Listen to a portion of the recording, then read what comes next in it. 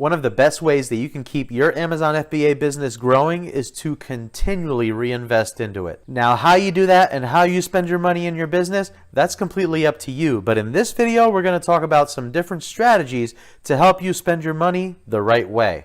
My name is Manny, and this is Manny's Book Bag. Hey everybody, what's going on? Hope you're having an amazing week. Hope you're making a lot of money. Hope the textbooks are absolutely flying off the shelf and you're getting ready to get some pretty big payouts. Now, thinking ahead to those payouts, I think it's pretty important that you know exactly what you're going to do with it. Having a really good plan for how you're going to reinvest your money is just as important as making it. For those of you that have been through a textbook season before and you've really taken the time to grow your textbook sales, then you know that what you're about to receive is a pretty good injection of capital. And along with that capital is a great opportunity. You get to reinvest into your business into a couple of different things. Now, what I want to focus on, I want to focus on the 3 P's. I want to focus on product, I want to focus on process, and I want to focus on people/place. I guess that's 4. But you get the idea. There's a couple of different ways that you can reinvest your money, and a lot of it should depend on where you are in your business. Not only does it depend on where you are in your business, but it's also going to depend on what your business needs the most. If you're a new seller and you managed to make a little bit of money this August and you're about to get your first decent payout, and let's say, for example, you have an issue with cash flow. Let's say that you have a hard time getting your hands on enough cash consistently to source enough product. Then I would probably urge you to first focus on product. You should more than likely spend the majority of that payout sourcing as much product as you can and getting that product into the warehouse. The result is going to be a really nice snowball of product. Ow! Son of a nutcracker! Now keep in mind, I am assuming that you're doing a good job of sourcing the correct kind of product and you have a really nice grasp at this point of the relationships between average sales rank and the number of competitors with the expected sales price. Assuming that you're sourcing the correct types of product and you're getting them to the warehouse, then it's really all about getting more product in your hands. So what you're going to want to do with this money is invest mostly in more product, get that into the warehouse so that it snowballs leading into the fourth quarter.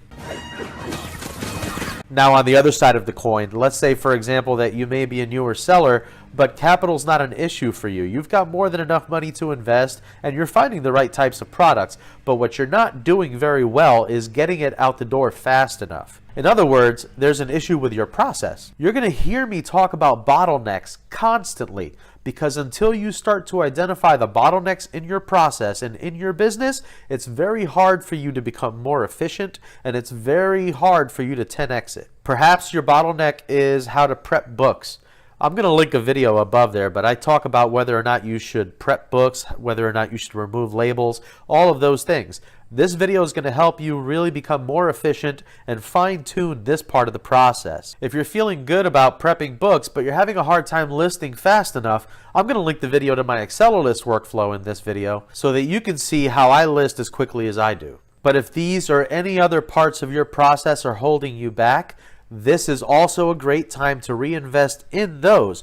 Get the tools that are going to help you become more efficient, that are going to help you drive product out the door, which will once again help you build up that snowball heading into quarter 4.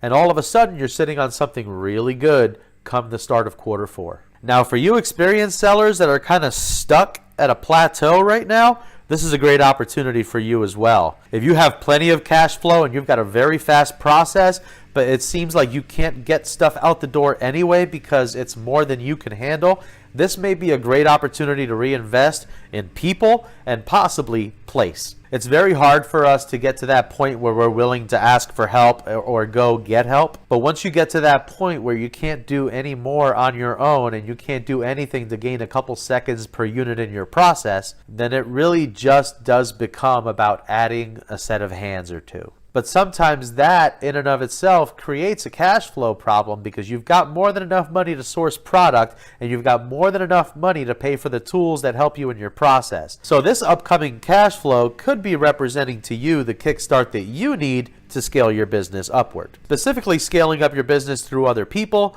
or by moving into a larger space. Let's say that you're working out of your garage like me. That could be as simple as moving up into a storage unit, moving up into a small warehouse. Or if you're already in a warehouse, this could be the time to move up into a larger warehouse that can better fulfill your needs. Maybe you're in the right warehouse and your reinvestment in your place might be getting more shelves or getting bigger shelves because you do a lot of merchant fulfilled inventory. It could be in computer equipment. If you want to set up a second, third, or fourth listing station to get a nice workflow and get more books out the door, more CDs out the door every single day. Whatever your needs are in your business, or whatever stage you are in your FBA business and your journey, what I want to stress to everybody watching this video is that you have to be very careful about how you handle your money, how you manage it, and ultimately where you decide to invest it. If you're a brand new seller that can't get enough money to source product, but you start buying Dymo printers and you start getting all these listing programs, you're not going to be able to use them the best because you don't have the product. At the same time, if you got plenty of product, but you don't have a very good workflow, and you just spend all your money in more product, then what you're doing there is really blowing a good opportunity to invest in your process and snowball through that. But of course, if you're really good at sourcing product and you're really good at getting it out the door, but you're limited and you're about to hit capacity on what you can do, but you instead choose to get more product or maybe tweak your process a little bit better without reinvesting into your people or moving into a larger space or somehow increasing what your capacity is, then you're missing an opportunity that way. So really do a deep dive into your business, figure out exactly where it is that you are, and really honor your business by spending money where you need it the most. Last August was my second textbook season. I was getting product much better. My process was further improved, but I added a new category. I started selling CDs. But what I could not do is get CDs out the door fast enough because it took too long to prep. So part of my money from last year's textbook season got invested in an EcoPro 2. That made things much faster. My CD inventory has started going up. And now this year, not only am I sourcing my product, not only am I getting it out the door much faster because I have a really good process for both books, CDs, and RA, but now I'm reinvesting back into my product because I started doing CD bulk. In case you don't remember, this is what I bought last week. Now, if it sat in my garage all week and I didn't do anything with it, all I did was blow a whole bunch of money. But when you get that product, remember, you have to be an absolute animal about getting it out the door. Here's what I did. Now, here's what I mean. When you get a large amount of inventory, you want to be very meticulous and you want to learn a good process, but you really want to treat it with a sense of urgency and get it to Amazon as soon as possible. If you're going to do eBay lots or anything like that, get those things listed every single day. You definitely can't sell anything that you don't bring to market. And if you're spending money and not bringing stuff to market, it won't take long for you to have a huge cash flow issue. Now, it took me a little under a week, but I developed a really good process. Those tubs on the top of the table, those are all going to Amazon on Monday. I just have them sorted by dollar amounts because anything under $8, I pretty much don't do any prep to them. They're going to go as is unless something is really off on them. Now, I've also got eBay lots down below, which I've cleared out for the most part. Don't quite have enough to do any more.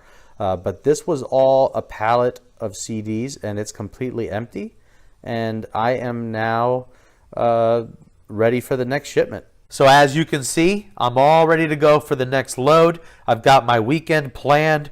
I've got my stuff staged so that I can get stuff out the door again on Monday. And let's see how much inventory I get out the door next week. So as you can see, I've set myself up for success. I'm ready to go. I am actively reinvesting as much money as I can into my product, a little bit into process, but really my focus right now is scaling my business up through that. If I was having a hard time getting my inventory out the door, then it would be a sort of thing where I would have to figure out something as far as process or possibly hire. Looking into the future in the next month or two, it is not beyond the realm of possibility that I would have to possibly move out of my garage and into a large storage unit for holding, or possibly even a small warehouse with a dock. But here's the question of the day. How's your textbook season going? And if you're expecting a large payout, what are your plans for the money? Go ahead and put that in your comments below because you're going to want a plan. That's all for today's video, folks. If you enjoyed this video and you want me to make more videos like this one, please remember to share, like, and subscribe to support the channel. If you haven't liked this video yet, go ahead and give it a thumbs up. And if you're not subscribed to my channel yet, go ahead and tap on that book bag right there. Then go in there and hit those bell notifications so that you don't miss a thing. Until next time, let's go make some money.